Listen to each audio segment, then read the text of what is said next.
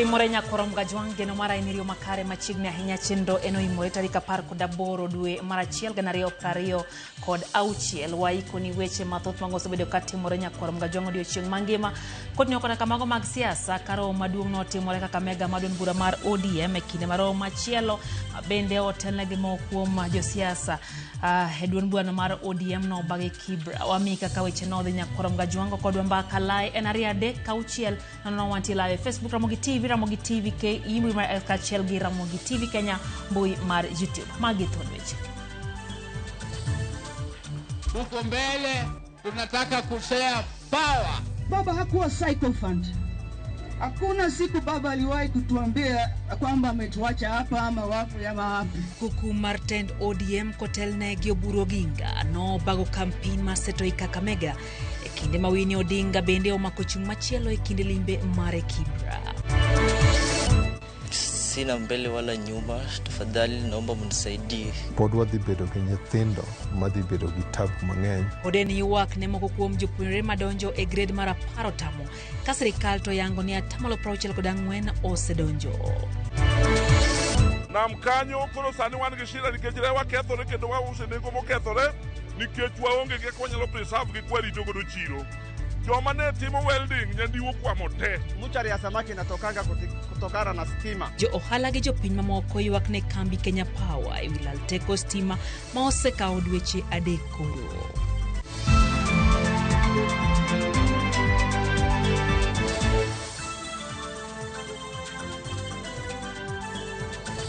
Machiegni nyakorom gajwang wantie gi jaloko Wilson Ochuka nyinga Lydia Okeyo. Kuku Martend ODM kaotelnegi kod Ogai madun burana Dr. Oburu Oginga ochako chenro mar chwalo agenda magie kor gwenge kendo jiwo mbi margi mar siasa. Ne gichako gi kaunti ma Kakamega kamane gitayo e campaign motisni Linda Ground kairo mono kata kamano ywaruok moko no mienjo e wi laro mbi majotelo mawuok e kaunti no ma Kakamega. Raja Fomara Cynthia Onyango lero buro medo kete lerne gidhi bedo kod winjruok manyien mar kaponi gidhi siro UDA lwedo e yiero manyien kata oyo. Kaka yor jiwo mbi margi e kor gwenge, Kuku Martend ODM ne ochako yanga campaign margi ma otisi ni Linda Ground limbe mokwongo mane otime kaunti ma Kakamega. Iromono, Ogai mar duond buch ODM Oburu Oginga ne otiyogo mar temo kuyo liet mar siasa manie kind gavana ma Kakamega Fernandez Baraza kod jatend migao mar Saga Wycliffe Oparanya mayangore ni ne obago rombe ma ogwenyore. Gavana Oparanya kuja hapa ili atoe msimamo wa kuunganisha Kakamega, kwa sababu Kakamega is the indivisible capital of Western Region. Lazima sisi tuungane. Mimi nilienda huko kukula kidogo lunch, breakfast. Lakini nilipofika huko nikapata kuna halaiki ya watu wamenasema hawa pia ni delegates. Tuliongea kwa sababu hawa pia ni watu wetu wa Kakamega. Mimi niliongea na hawa na mimi nilikuwa na waziri Oparanya. Nilimleta hapa akuje aseme ya kwamba sisi tunataka Kakamega moja. Dr. Oburu olero ni ODM no liwore gi Yenda Mbewa kendo thurore tend Kenya Kwanza okang' ma olero ni e kinde manyime dhi timore kokalo e winjruok modimbore mar neno ni ODM oyudo lemo mabup. Serikali tuliingia kwa dirisha, lakini sasa hii ambayo inakuja mbele sisi tutaingia kwa mlango na tutanegotiate na tutahakikisha ya kwamba tumepata nguvu kushinda vile tuko hapa kwa hii broad base. Hii broad base ni kidogo tu, lakini tunataka maendeleo zaidi huko mbele. Tunataka kuwakilishwa kwa serikali vilivyo huko mbele. Tunataka kushare power. Jakom ODM Gladys Wanga korka kore omedo siro dwaro mar neno ni winjruok margi kod duond buche mamoko ok dhi ataro gi mise mag ODM. Mai wach ma osir kod jotelo mamoko ma oloso e romono. Na ile negotiation ikifanywa haitakuwa negotiation ya viti peke yake, lazima itakuwa negotiation ya values za chama chetu kama ODM. Negotiation ya agenda yetu ambayo tuliwachwa na baba Raila Amolo Odinga. Chama ya ODM sio NGO ya kupigania watu, ya kupeana relief food, ya kufanya hii. Chama ya ODM ilitengenezwa na baba to look for political power. Kama wewe unataka kutengeneza NGO, enda tengeneza NGO yako. Waachia sisi chama chetu. Sisi tunataka tuungane na vyama vingine ili tutengeneze serikali ya 2027. Cynthia Onyango, Ramogi TV. Kamachielo jar bura mar Yala Winnie Odinga ma en nyar mosendo Raila Amolo Odinga oko ne tend ODM ni ok noyie thulgi oko maduon burano kowacho ni nitiere jotelo mosebedo kaywayo ODM ataro. Winnie nolose kinde manotimo limbe Kamkunji, Kibra County ma Nairobi, kama owuoyo katwak mar nenre ka gima gwenyore gi chung mar tend duon bura mar ODM ma otelne gi Dr. Oburu Oginga. Watanyambaga negiler. Romo mari mokwongo mar yango bunge la wananchi Kibra e Kaibagorombe ma Kamkunji ka ema ochiwo thuolo ne jaod bura mar Yala Winnie Odinga ma en nyar mosenindo Raila Odinga mane obaro mbasa kendo tura gwata mag siasa kosiemo jotelo moko mantiere e chama mar ODM michich ni kod paro marach gi duond burano. Vitisho vya peni mbili vitanifanya mimi nini? Amnitishi, amnibabaishi. Hii chama iko na maneno mengi. Kwenye hii safari sisi tulikuwa abiria na baba alikuwa dereva ya basi hili. Na kuna siku moja tuliamka na tukashtuka. Dereva amekufa. Aliaga dunia. Kidogo kidogo wale walikuwa wameketi mbele wamekimbia kwenye steering wheel. Kila mtu anavuruta pande hii, mtu mwingine pande hii, pande hii, pande hii. Wametusukuma sisi kama abiria, wametusukuma kama magunia. Tuko nyuma. Ya pili ni kuambia pia nyinyi watu wa Kibera, pole. Poleni sana. Tunaumia na tunajua nyinyi pia munaumia. Winnie owuok tu musuo kod jok makoni ODM osekao kore kendo yango telo mantiere ma ok nyal winjo duond jopiny kod luya moketo ODM bedo mongirore. Sisi kama familia tuko kwenye faction hili ama kundi ile ama sijui nini. Sisi ni team baba. Baba hakuwa sycophant. Hakuna siku baba aliwahi kutuambia kwamba ametuacha hapa ama wapi ama wapi. Hakuna siku. Na wale wanasema ati sijui baba aliwaambia sijui nini. Hiyo ni kikosa adabu. Nyamazeni bwana. Wadwani ODM kata. Nyaki ude lemo. Mane koro igine umudong, ikampuni umudong. Okinyal bede kampuni oko to moke mapango tije yakada. Anine ni gilosago. Tok mane oyayo jende kendo nyiso chung margi. Gidwaro ni mondo ODM obed kod romo mar jokanyo mabiro yango tend duond bura mar ODM ma jopiny opwodho. Ngojeni. Baba alikufa juzi tu. Tulieni. Haraka ya nini bwana? Wacha tuongee kwanza. Simamisha hii basi kwanza. Wacha tuongee. Tuende hii NDC. Na kwenye hii NDC mambo itakuwa noma. Kama hatuwezi ungana kama jamii moja, tutakarangwa na tutaisha. Mzee pia alipenda watu wa Kibera sana. Winnie wacho magi kendo medo tilo ni enie tweche achiel kod moko kuom jotelo mag ODM moriwo koda ka jagoro mar ODM Edwin Sifuna to kod jaod bura ma Embakasi East Babu Owino. Hakuna mtu atatolewa kwenye hii chama.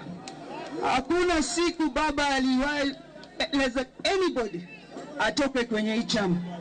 Tukitoka watabaki na nani kwenye hii chama? Hii chama ni ya wananchi. Tukitoka na nchi wanaenda. Leo na letter of greetings kutoka kwa ndugu zangu Babu Owino.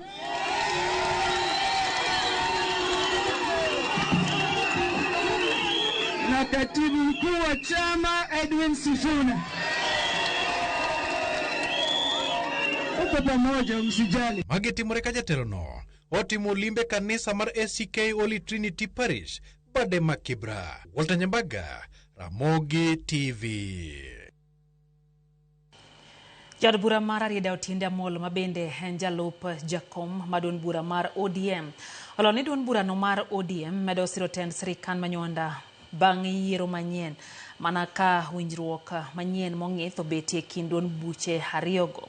Olose skund primar Maramba e Arieda kama Otiende wacho ni ODM en duond bura mantie kod nengo moingo duond bucha moko e pacho ka, kendo sir moro amora ma ODM dhi chiwo nyaka bed kod nengo marom kode. To tipono en tipo manowewa nyaka higa mar 27. Koro bang' 27 to in gi an ema nyaka wane kaka watimo. Adier koso kadier? Adier. Sama waneno kaka watimono, ok wabidhi nyal hodia ni Raila nowewa e sirikal ni wan e sirikal nyaka chieng'. Nikech mokwongo kapok wadonjo e sirikal, wadonjo e partiwa miluongo ni ODM.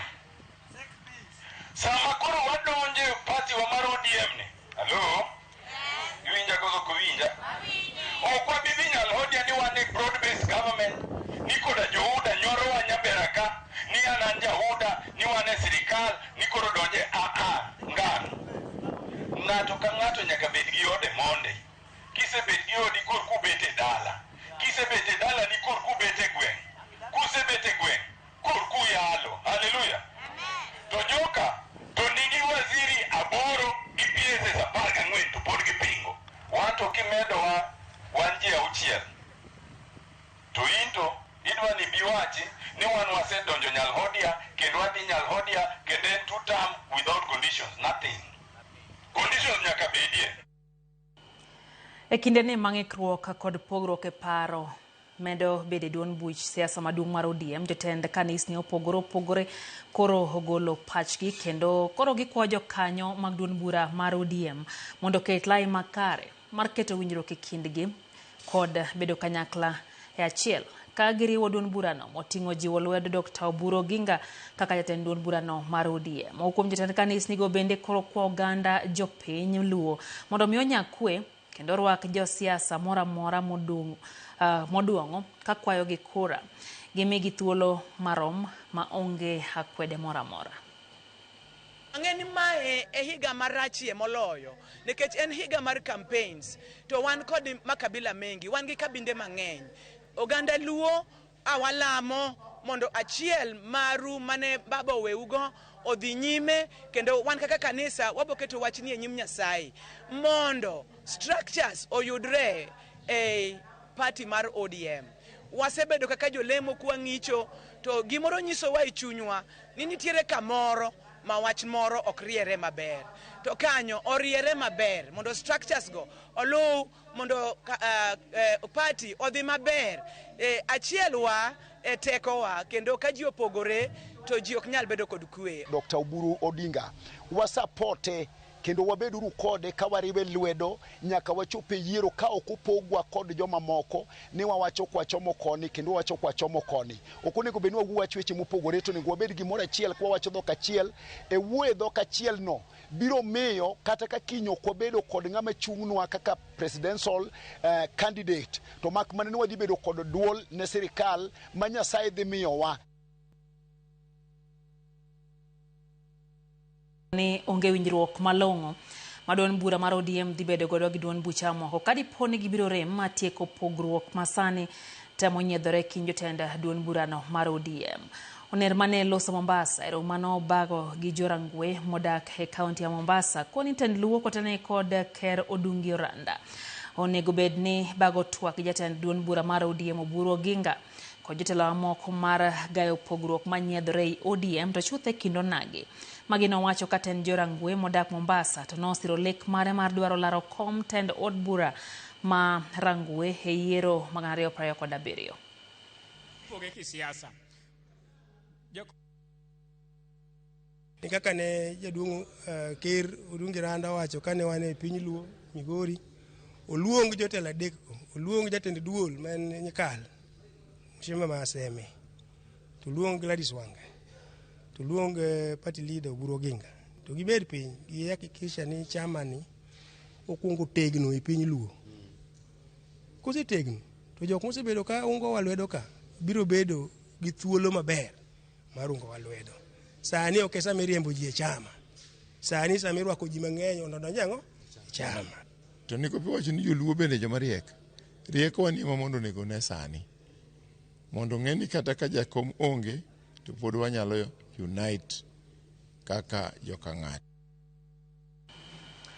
Kwadhi mago mag somo nyakorom Gajwang' migamari to yango ni atamalo 61 ma jopuonjre ma grade mar 10 osedonjo e skunde kendo gidhi nyime kod wuotho e dhot ka dhot mar manyo jopuonjre ma pod ni pache thuolo mar juma achiel momedi mondo mi jopuonjre go bende odonji e skunde ma Thurkae. Mabiro e kinde ma jolony e weche mag somo to koni medo thuolo kamoro ok nyal miyo jopuonjre ma ni pache odonji e skunde go. Mana kaka piny owacho kokalo kuom jatend piny odonjo kelo golo chik maneno ni jopuonjre ma pod onge omenda otiri e skul. Yutho Mondi ndiere kod ler. E sub-county Malurambi, county ma Kakamega, Nixon Baraka donjo e kwan kawuono mar miche mag jopuonjre mag grade mar 10 mapok oriwore kod skunde mag junior sekondar juma achiel bang' jopuonjre mag grade mar 10 chako donji e skunde. Nixon ne oyudo points 68 kendo winjo riwre kod skundi yawuowi ma Butere. Kata kamano gi ngima wuon mare ma osebedo ka yware kod tuo ok onyal yudo omenda mar chwale Butere Boys. Sina mbele wala nyuma, tafadhali naomba mnisaidie. Mimi mamangu aliniacha nikiwa miaka 3 kwa sababu nilikuwa na severe financial problems. Up to now sijai mjua. Hapo mwanangu amefanya bidii katika masomo yake hadi akapata alama 68 kati ya kutoka kwa 72.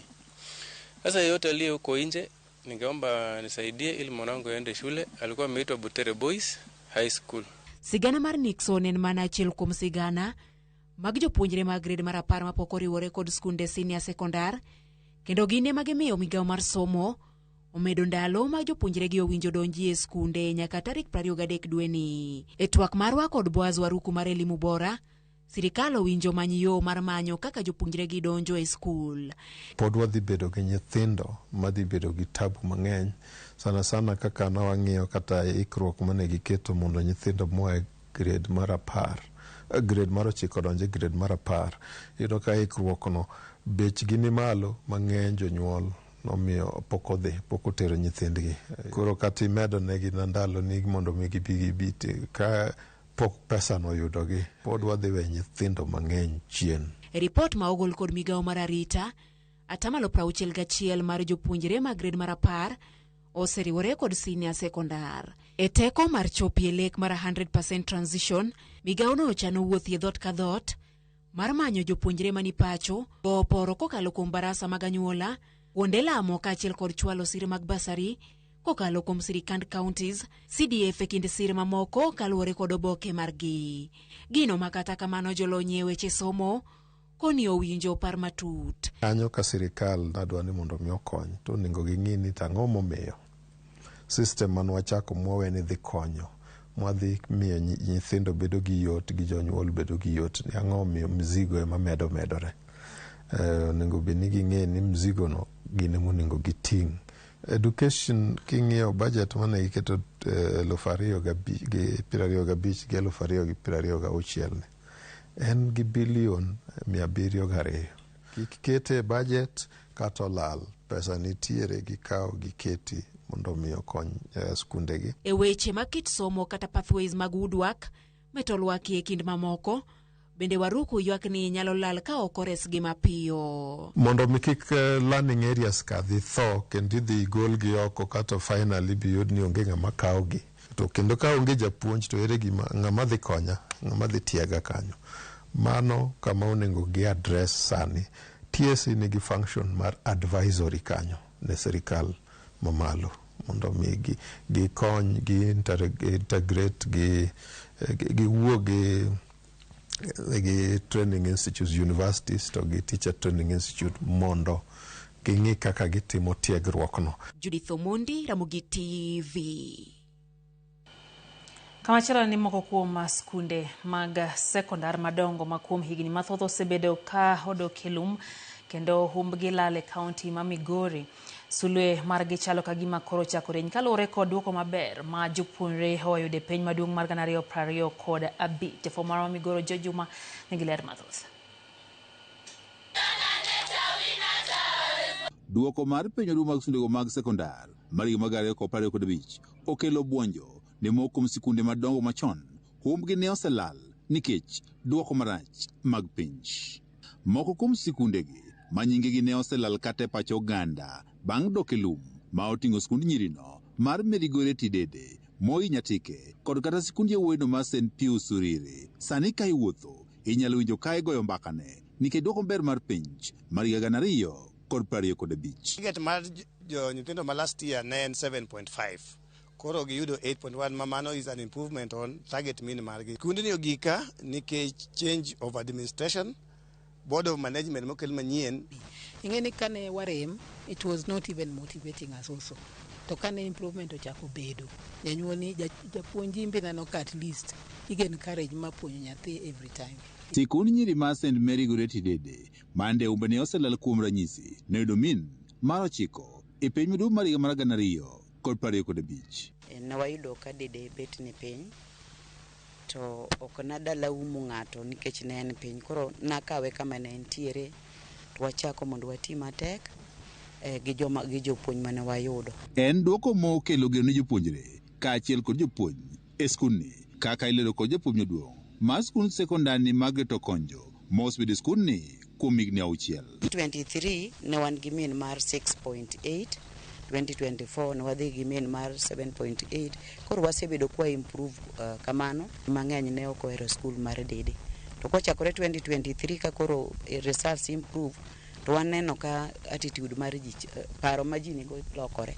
Caroline Ogola mosebedo japuonj e skundni ka ochakore e higa mag 2008. Wan jopuonj mane opuonjogi e sikundni duto ne oseringo ka wuok e skul kendo dhi kamachielo nikech duoko marach. Jomoko noseweya nadong' ka, but because of the passion, I aspire that one day I must leave Dede a better place than I found it. Nasegombo nadar, but bang'e ka lokruok nosebedo administration to nan gi geno. Ogola wan e higni mamoko machien mokalo moko jonyuol kaachiel kod ji ma odak alworano mar skul mar Dede ne osebiro penjo gimomiyo skulno ok tim maber. En gino mowacho ni kaka jopuonj yande osebedo ka miyogi paro mathoth ka bende koro wang' negi mor ka skul bende yande osedok piny e lum koro nyaka sani sulwene koro chako rieny. 10 years ago could come at the gate and dance for us, so that one was also motivating factors. So we kept on wondering, what do we do to improve this our performance so that we avoid the shame. So then performance can dok piny, population ochako dok piny between 6-5 kaka ne higa dhi. Performance obedo ka improve kaluwore gi teamwork ma jopuonj to gi strong guidance and counseling and also working together with the community. Sikund yawuoyi mar Moi Nyatike e sub-county no Nyatike e kar mar achiel mar higa 2015 yande nitiere mana kod kwan jopuonje maromo 10 kende ka sikul ne chalo mana gunda. Kata kamano bang' nyakalondo mar Moi kaachiel kod TV ne omiyo sikundni nayudo kony kowuok kuom moko kuom jotelo kendo kwan jopuonjre ne omedore higa mokalo nyaka jopuonje maromo 250. Kanomiya barua nadhi Moi High School Nyatike. That word high school nang'eni skul moro maduong' kabisa. To kanabiro ka ayudo ka nabuok matin. Lakini ok nabuok no kanya tiyo, nabuok mana with the kind of environment. Moi Nyatike skunde ma Nyatike ka they are the best schools in our era mogolo ji mang'eny kabisa. Koro ne wawacho ni nyithindwa ma watero oke mwachako go ma at least nwa register nyithindwa manosowe school nwagolo gi weche mag mining moduogo gi Moi Nyatike. Na sponsor nyithindo 15 kaka MCA ma area, nyithindo mane wuok area naka manwakawo nyithindwa mano osowe school because of challenges mag school fee. Ka opogore kod medruok ma kwan jopuonje skuli ma Moi Nyatike mane osejwang' ne osegore piny e penj maduong' mag 2015 ne yudo jopuonje 2 mantie kod mean grade mar B- duoko ma okelo geno. 2025 KCSE we got 3 students who are going to the university, 2 B- and 1 C+. No E was in our school. This year, Form 4s gin ji 77. Igani na yudo min mara bere business studies na yombo to mano aneno pod tin na mabe no chwanya be adwani igani akete min mara paga chiel ma ada en shwani nyathi ka nyathi oyudo A plane or A minus wach mag B ada riembo oko koro akwayo jo machalo Tomo Dege Ochila yako ginge sikundu ni ogekiae giwe bono sikundu ni Tom Odege. He sponsored students last year. Kunde manye kwa na inyateke constituency mokalo mo inyateke is among them. And over the same, I want to appreciate the new principal. Dog piny mag sikunde madongo osetudi kod gik mathoth ma oting'o ywak e kind jokanyo mag board kaachiel kod jopuonje matiyo kod yedhe mamero ji kaachiel kod midhiero mamoko. P is our main problem. Makonya yudo ng'at moro ma nyalo konyowa either in tapping water from the river kata kunyonwa borehole ka to P bro konyowa nyithindo boga bede school throughout ma ok dhi oko. Mar ariyo is about electricity. No ng'ad stima waka, no ng'adi. Masani muenya tike tiyo mana kod token michulo pile pile. It is very expensive, ok ber. Well wishers kanya biro skundwa ka okonywa restore stima. Bill man ka en gimoro 450 about chiel marwa ni opore. Nyithindo wuok sama gihero, gi sneak out sama gihero, okinyi godhiambo. George Juma, Ramogi TV, Migori. Report no moya county ya Migori nyakwanga jong teroa hiyo mokwongo kendo geno marwa en ni ok mana Migori county kende to skunde anya to mago mantie kaluo mane chon nyingi dongo to sani olal brochier nyadi chiel kendo wakaw yo mokwongo asingo ka pachi cheno ni maro imore ka Libanar county ya Migori wachone wan nyaka wabed mane broad based government ma baba no wae ok wabedhi mlema kama ne otamia baba ka loch onge ng'ama nyalo yombo jatan piny sani mano Otemar Sergeant county ma Migori.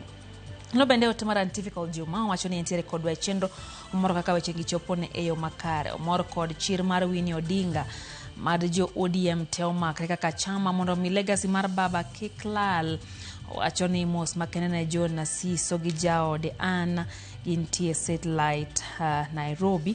Dr. Pastor Collins Odindo wachoni Dr. Oburu Odinga mondo mi hokel party kanyakla omanya team Sifuna kod babu wach maro ukitaka kutoka utoke okber wachoni kata kamano yie gi Winnie Odinga osedonjo gin kanyo Galili nyar Kabondo gin e chenro dia makawuono Payano Collins Omondi kantiere kodwa e chenro mano Reverend Collins Nyakwa Rosa wachoni telo mar ODM ni koro ok miwa yo mwanyalo luwo ka ok giwinjre to giwe popo itwa gi ywaruok mage. Ano bende Pereza Willy Kantirombek wachoni Ramogi TV entie kodera kendo wachoni weche gichopone yo makara gimowuoro ne joluo wacho ne giriek to weche gi ok nyis rieko gi onego gikwa Nyasaye rieko mondo gibed ka giwacho gik machalre.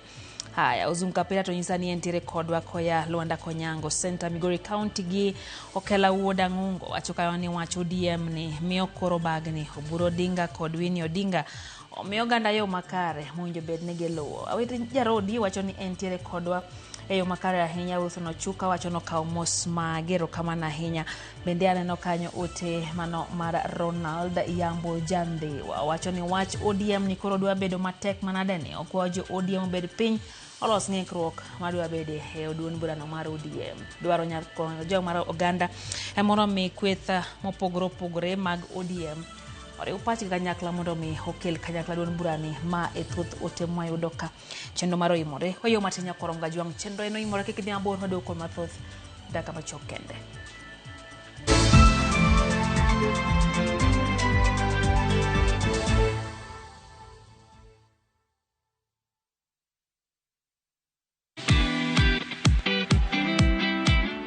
Get inspired as we welcome you to the world of stories. History, culture, heritage. Afrimax brings you stories that turn dreams into reality. Stories designed to connect you with people and give a glimpse of African sounds. Definitely good. Watch these intriguing stories of Afrimax only on Viusasa. This is where the magic happens.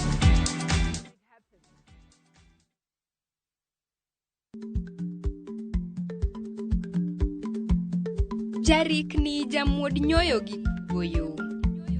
Matiende ni dhi matek maok inono maber samoro nyalo miyo ng'ato midhiero.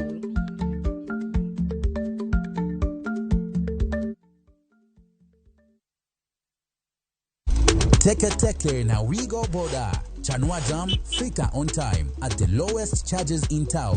Va helmet and ride in style. Ni safi, ni safe, na ni easy kwa mfuko yako. Wigo, your trusted ride. Download the app now. Ama SMS Wigo to 20425. You'll fike right on time. Wigo, your trusted ride.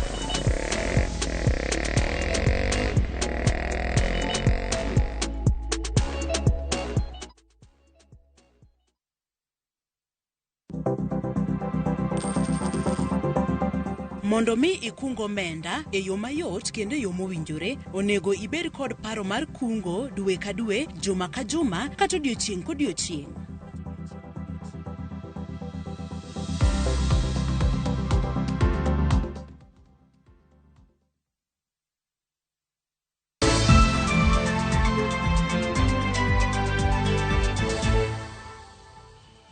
Machiegni kendo nyakurom Gajwang' chenro eno imore wadhi mbele gi wech manyien. Rawere ariyo wito ngimagi bang' nimo e yawo mantiere machiegni gi aora mar Gatara mayudre Kabete e kaunti ma Kiambu. Raweregi owito ngimagi kane rik gidok dala gia e od lamo. Wachore ni raweregi ma gin jo higni 13 kod higni 14 no rawo goya bal samane gidok miechgi ka giwuok e od lamo. Kanyo mane giradoe gi midhiero makamano. Rawera machielo mane gin go nogoyo nduru mondo mi res jowetene, to kata kamano ne ok oyudo konyruok. Jogweng' mar Ukubi wacho ni kanyo en kama ok ber ka koro gidwaro mondo mi chiel yawono kaka yor kelo arita. Uweza kutoka akaenda nyumbani akasema wame drown huko, na ndio hatua ikashukuliwa, tukaenda huko na tukawatoa usiku. Tuliwatoa lakini walikuwa wameaga. Wazazi wao walikuja na pia wakatabua miri, na pia miri tukashukua tukapeleka St. Teresa. Kuna watu wengi tumetoa hapo, wanaendaga kuswim, na ukiangalia katika huko ndani kuna mizizi ambayo huwa inashika watu hapo ndani.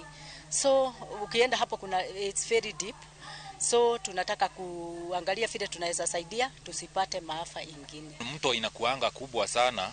Sasa watu wanavutiwa na hiyo umaridadi. Sasa wanakuja. But wengine wakikuja, kuna watu wengine wajui kuswim. Wanajikuta wameingia pahali ya. Sasa unaona tunapata kitu inaitwa kifo. Kifo inapatikana. Hapa ni mara mingi sana ajali imepatikana. Wageni ndio huwa wanakuja, manake hawajui. Wao ndio wakiingia, ndio hawajui mambo ya hapa. Wadhi Nyandiwa kamoro ni jopiny johala kod jolupo ma Nyandiwa e kar chung'od bura ma Suba South e kaunti ma Homa Bay owuok tung' mosuo gi kambi mar Kenya Power kaluwore gi onge mar stima e chiro ma Nyandiwa dweche moinga 3 sane nyaka ne transformer ma keyo stima e alworano bed kod kethruok. Ripota marwa ma kaunti ma Homa Bay Ali Abich nitiere kod ler mathoth. Edore kanchud bura ma Suba South osebedo maonge stima kuom thuolo moingo dweche 3 sani nyaka ne transformer ma keyo stima alworano kethre, gino ma osemiyo arita kwe onjawre alworano kendo rocho chenro mag ohala e chiro ma Nyandiwa. Onge mar stima Nyandiwa ne ochuno jodak kod jopiny matimo ohala Nyandiwa ka hotel kod jakom wedhe ma Suba South William Onditi bago ng'anyo ka ginyiso chwang' margi kaluwore gi pek ma sani koro gineno Nyandiwa nikech onge mar stima. Stima ma koro onge Nyandiwa ka osekelo insecurity maduong' ahinya. Dhano luor kaka dhano dak Nyandiwa ka, nikech ka oting'o dhano mopogore. Nyandiwa en town man gi dhano moingo 50,000, to dhano gi duto depend ni mondo gibed mangima. Kendo ohala maduong' ka en nam kanyo koro sani wan gi shida nikech rewa kethore kendo wause nengo mokethore nikech waonge gi wanyalo preserve gi kwarito godo chiro. Joma ne timo welding Nyandiwa kwamo te, joma ne timo saloon Nyandiwa kwamo te. dukni tego tende ok nyal uso kata mana chak mag mala nikech sitima onge. Transformer ni osebedo maonge ka. Mokwongo sitima nokethore dweche 6 mokalo.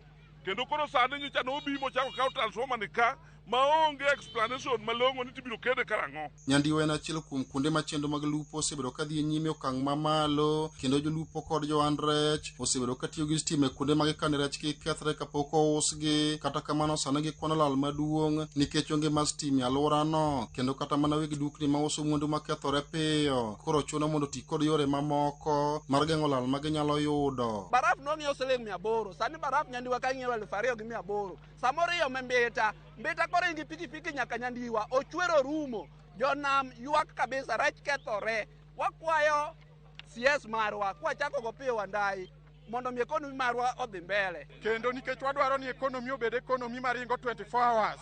Omiyo gino wakwedo mabor okang' mamalo. Transformer wa manokethore to jogi otamore loso. Nyoro kane gibiro to gikawo transformer mok ginyiswa ni gibiro lose karang'o mondo mi wan kaka jo business community ma Nyandiwa wayud konyruok. Bende johala magolo rech Nyandiwa katere chirni maoko wacho ne giyudo lal maduong', kendo thoth rech magikawo kuom jolupo kethore kapok ochopo e chirni. Kwayo margi en mondo mi Kenya Power oternegi transformer manyien Nyandiwa mondo chenro magi mapile odoge wang'e. Tulikuwa na muchari ambao tunawekanga samaki kila wakati.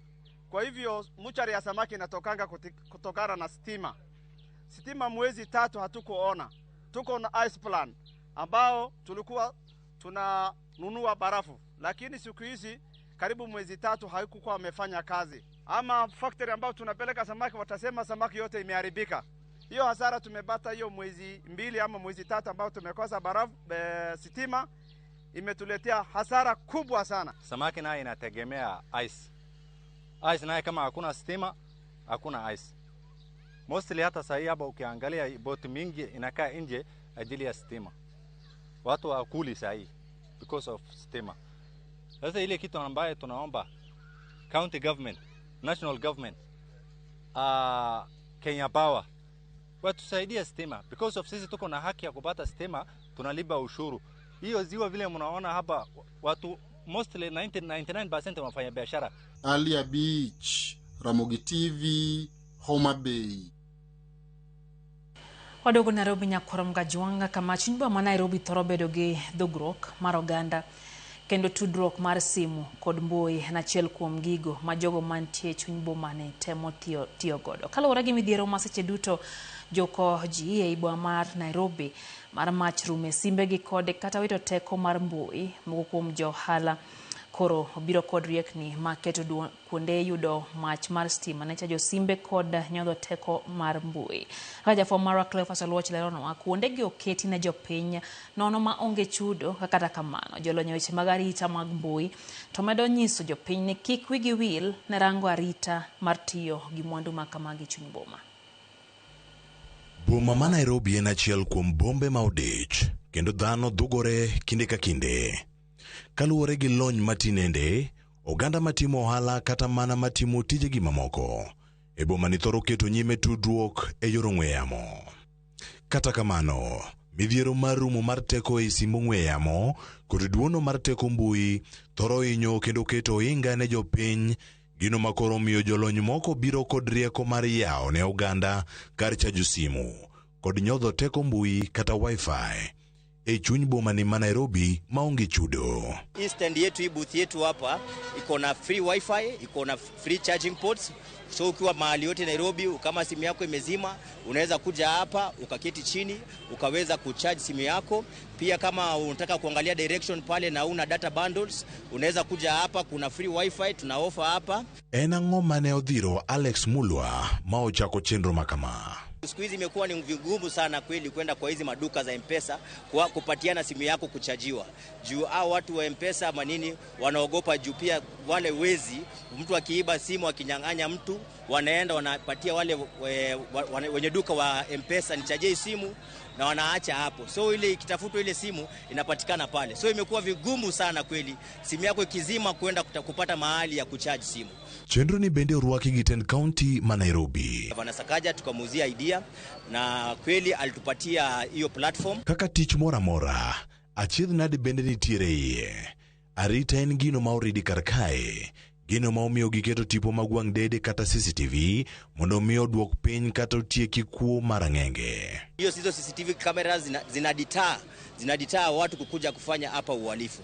Watu kumagiwa hapa mchana, watu kuibiwa ile phone snatching. Jowuoth gi jogo matiyo gi stage ni omor ahinya gi chenro ni. Unagojea gari kabla ijae, unakuja unakaa hapa unajikibizi, unafungulia simu wifi, iko ni kudownload vitu zako, ama iko na movie yako unataka kuona utawatch for the time, alafu unaingia unachukua gari unaenda huko.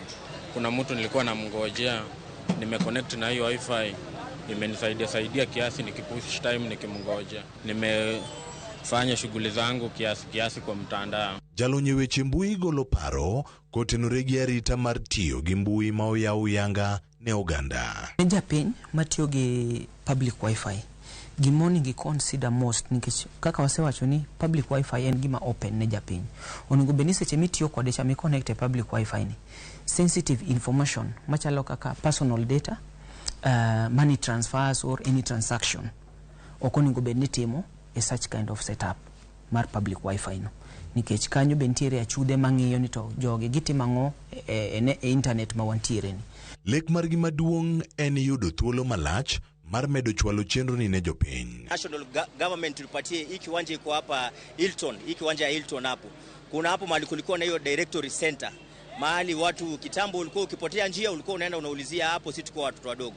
Ingewezekana kama serikali wangetupatia hiyo nyumba tuweze kuirekebisha, alafu tuiweke ikiwe ni hub yenye naweza beba hata vijana 500 atago. Akora Jwang' en simu minyalo bedo ka igoyo to simni. In gi pesa simu to kinyal yawe kendo.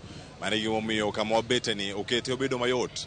Jogo man butaka gin gi charger, mano ma gichajo go simu kendo gitiyo gi mbuino mano mar wifi. Kamora mora ma gintiere mar mondo mi ginene gitudore gi jogi, gichopo maber kendo gibedo e lwasi moro makare. Mano kama gintiere county ka ma Nairobi. Cleophas Oluoch, Ramogi TV, Nairobi. Jodak malal Gorian e Transmara South County Manarok obago ng'anyo mar kwedo magiwacho ni roko gi kod jok moko mokode mondo mi odargi e kar kunyo mula mamoyoi. Jodak go manentiere kod mirima mager wacho ni apisas mag piny owacho tiyo kod jok mokode darogi e kar kunyo mulano mondo mi oketie jaket mwandu moro. Cynthia Onyango njere kod ler. Tunaletewa watu ambao hatujui ametolewa wapi. Bang' higni mogwaro bang' ywaruok e kind jodak kod mawachore ni apisas mag sirikal mawuok e apis migawo mochung'ne mwandu mag lowo mawuok Nairobi, jodak mamoyoi Lol Gorian e Transmara South nochopo kama gikoni ok binyorgi to giling kendo bago ng'anyo ka gikwedo loro mar kar kunyo mulano. Jodak wacho ni apisas mawuok e bad migawo mochung'ne mwandu mag lowo pachoka usebedo ka yware kodgi kendo darogi e kar kunyo mulano. Na alifunga leo ni mara ya tatu amekuja kufunga. Na amekuja kusulumu sisi, wanakuja usiku kama waisi wanakuja pika watoto wetu, na hii kampuni hawana shida na sisi, wanapatia sisi msaada, wamejengia sisi shule, na serikali anakuja kudhulumu watoto wetu kama watoto 150 wanafanya kazi za hakuna kazi anafanya. So tunataka kueleza serikali waangalie, kuna kikosi ambayo wanakuja usiku, wanakuja hata wapitii watu wengine wa serikali hapa. Hatuna shida na DC, hatuna shida na OSPD, hatuna shida na ofisi zingine sawa. Wanakuja tu dere kutoka Nairobi, wanakuja mpaka hapa, wanafunja mamlango, wanapiga watu, wanafunga, wanadeport hata watu bila hata hatujui ni makosa gani. E kinde makar kunyo mulani kurolor kendo masinde duto mag kunyo thomatiang, jodak maka korodong'e kikiore kagikia kama gidwa konyore e ngimagi manyime. Tunasema leo, kuanzia leo, kama serikali ya William Ruto ndio itakuwa hivyo mbaya, tunasema sisi tuko ready kuongoja 2027. Kama serikali iwezi rekebisha ofisi yake ya CS wa mining, tuko tayari kuongoja 2027. Nini mbaya ambayo watu kutoka Nairobi anakuja na magari 7, hawezi husisha security ambayo tuko naye hapa Longoria. Anakuja wenyewe na wakora ambayo hatujajua. Na tena hata kuna huyo mchina anaitwa Lee kasi yako na kampuni. Anafanya kampuni na hana license, hata hizo mashamba hana consent. ambayo maana hakuna hiyo mashamba, hana title deed. Lolgorian mayudore Transmara South en achiel kuom gwenge pachoka mani kod kuonde mikunye mula mang'eny, kendo kuom kinde osebedo kod lwenje kind jodak kod joket mwandu madhogi chuchni madwaro kawo mwandugi. Cynthia Onyango, Ramogi TV.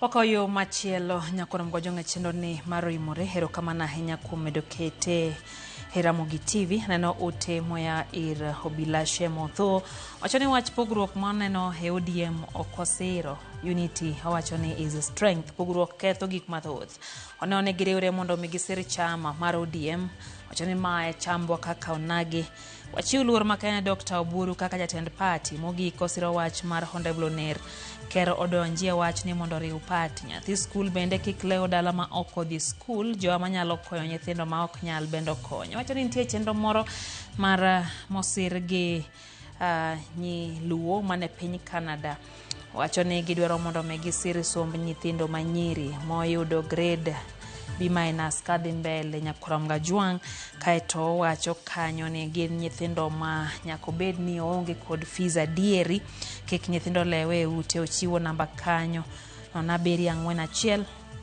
nono chiko chiel 4 au chiel 3 angna chaka noe kendo nona beri 41 nono chiko chiel 4 au chiel 3 mondo mikopo ni intie kod japuonre nyako bed ni onge kod omenda mar fees adieri nyakoramga juang to riwruogno bende siro gi nyiluo mantiere piny mar Canada Bilashe Motho wacho no seikore mar siro nyithindo to nyaka bed ni bendo yudo B- kadhi mbele kokinyal miya sir makamane ero kamana ahinya ano Peter Bonyo wacho ni en bang' Winnie Odinga mae samara weri nitie kod thuolo mag telo ne jopiny wachoni koro en ja ODM bade machielo no Dan Kanadori wachoni respect Dr. Oburu Odinga en kingpin makaluo kendo en masani wang'e Freddy Omburo wachoni Oburu must be respected haya erokamano Geoffrey Mark wachoni entiere kod mano Jacob Nokorwana wachoni Ramogi TV lechopone eyo makare ahinya bende aneno kanyo ote moya Nyandiwa kotenre kod report mwachiwo mar lar mar stima obiero ja county Peter wachoni wuok Nyandiwa stima wachoni magidwaro krasani neno Ramogi TV mane e simbe to ok e TV nikech gionge kod stima wachoni koro Nyandiwa Suba South constituency gore piny en gimo ma ok ber ahinya kendo dware mondo ng'iye e yo makare Injinia Zano Kanyambuku wachoni ka poni jomane wamiyo chance mondo mi otelnwa okia kaka nyalo telo to wachoni kare jopiny bro yiero kendgi mondo mi koro kodong to jotelo godong kabagni nikech giketo mila mag laro supremacy mbele malo cheko ngima oganda mano pachen bende kaito baneno kanyo James Oricho Honorable wachoni entie kod okwojo ma jo ODM mondo bed kod winjruok makare mondo kwe obedie wachoni Baba Raila Odinga ne en ng'at mariwo jite otio mos ne familia margi mano makanyandie kuom wito wa Maludi Okong Musahinya bende aneno Imeldo Yugi wachoni entiere Migori Oruba ya mokete wechegi makare Geoffrey Umochieng wachoni entiere kodwa wechegi chopone eyo makare ka entiere gi Kevin Okwiri bende Joy Joan wachoni Uriri Sub County Migori County wechegi chopone ge eyo mowinjore hoyo matin maino imore wadoko kod mag tuke kikidhi mabor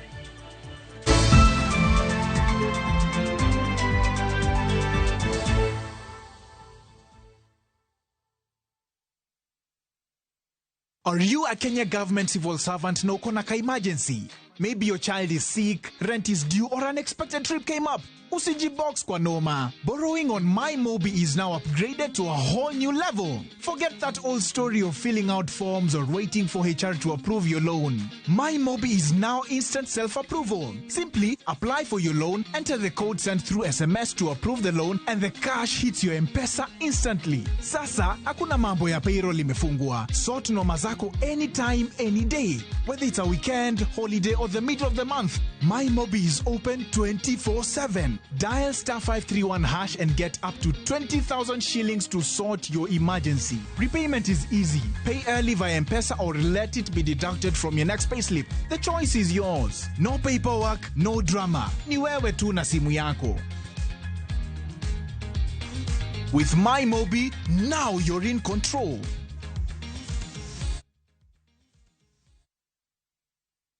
Every journey begins as a thought, a feeling, a quiet dream of somewhere else. Travel is not just movement. It's curiosity, it's perspective, it's the desire to see more and feel more. To explore the beauty of Kenya, its coastlines, its savannas, its wild open spaces. To discover Africa, rich, diverse, unforgettable. To go further, visa-free destinations, the Middle East, Asia, Europe, places that open your world and expand your story. At View Travel, we don't just take you somewhere. We help you travel with purpose, ease, and confidence. From dreaming to exploring to discovering what's possible. View Travel. Dream, explore, discover.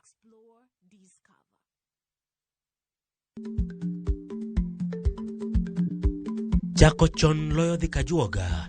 Ma tiende ni bedo gi ikruok momondo geng'o masiche kod midhiero mang'eny mabiro e ngima dhano.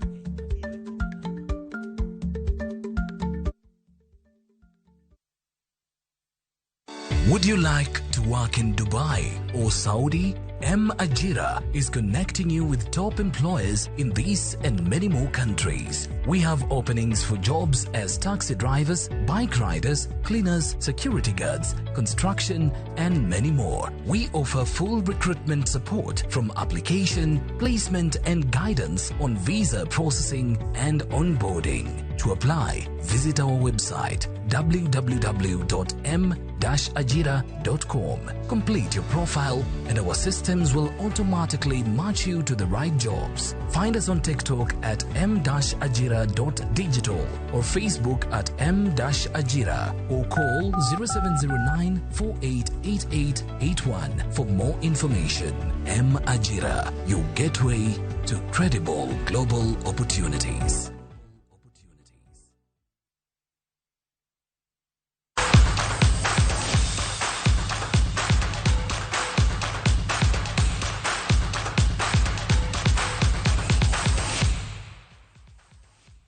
Mago mag tukenya korom ga Juang Club mar Gor Mahia yudo malo kendo kao thuolo mokwongo mar chung mar lig mar adhula mapacho KPL kod points per dek bang diemo club mar Sugar gonde adek kuom nono alap manyayo.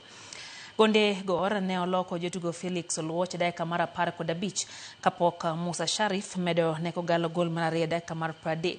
Samuel Kapen no medo Gor Mahia gol mogik e dakika mar 84 kaloch miyo kogalo thuolo mar idho nyaka thuolo mokwongo. E tuke moko mag KPL manotugi kawuono, Kakamega Homeboys nogoyo Kariobangi Sharks gonde ariyo kuom oling thi ka Murang'a Seal bende no lenyo Bidco United gonde ariyo kuom achiel. Juang analeta minus Sharif.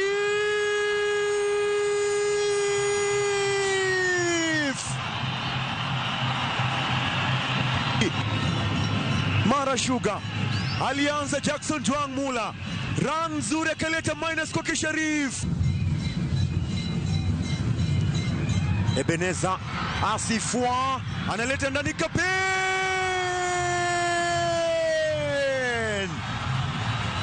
Tatu bila.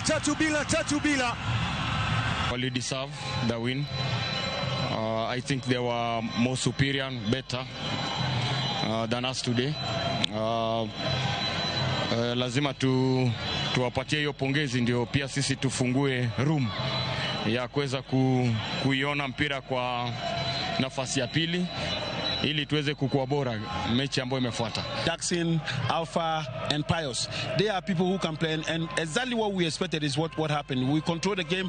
We've given them we have a lot of options whether to attack from the wider areas, wings, or play in between. And today they have the option to make that decision. They took a very good decision in terms of how we played the first goal from the wider areas and score. So it's been good. We were very, very happy how they processed everything. Kamachelo club mar Kenya Post Authority KPA odonje kidieny mar timbe 16 ban loyo club mar Kenya Airport Police Unit Kapu set 3-1.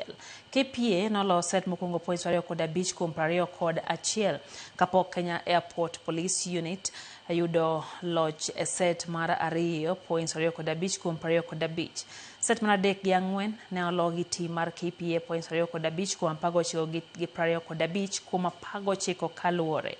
E tuke moko mag odiechieng' mag ang'wen mar tukegi, klab mar NYS nolo Kenya Navy sets 3 moriere mar points 2-5 kuom 23, 25 kuom 22 gi 25 kuom 19. The game was good. Ukiangalia mzuri kabisa on my side because they are still learners. Most of them are beginners, 17 to 18 years, fresh from school. So where they are, I can see they are going somewhere. We have a league coming up soon, so it has already boosted the morale of the players. Wako tayari sasa kupambana kwa league, maana league ndio muhimu zaidi. Hata kama hii ni Kenya Cup iko muhimu, lakini league ndio muhimu zaidi. So but they are geared up to play the league well. Nigeria otieke thuolo mar adek e tuke mag pinje Afrika tok loyo tim mar Egypt gonde 4-2 kokalo